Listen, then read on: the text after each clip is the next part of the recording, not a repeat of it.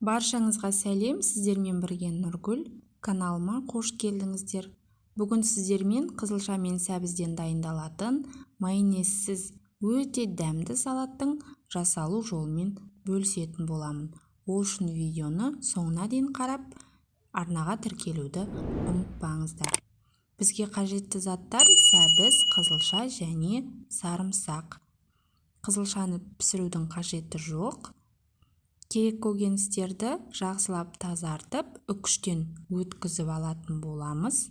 Оның үстінен сарымсақты майдалап турап, 1 шай қасық тұз, 1 шай қасық қант, 1 шай қасық бұрыс және жарты шай қасық кориандр қосып араластыратын боламыз.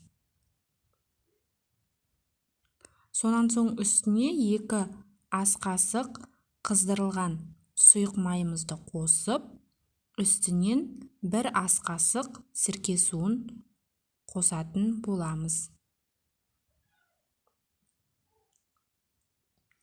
Барлығын жақсылап біркелкі болғанша араластырамыз. Осымен біздің салатымыз дайын. Міндетті түрде жасап көріңіздер. Менің каналыма тіркелуді ұмытпаңыздар, себебі алдағы уақытта түрлі рецепттермен бөлісетін боламын. Ас болсын!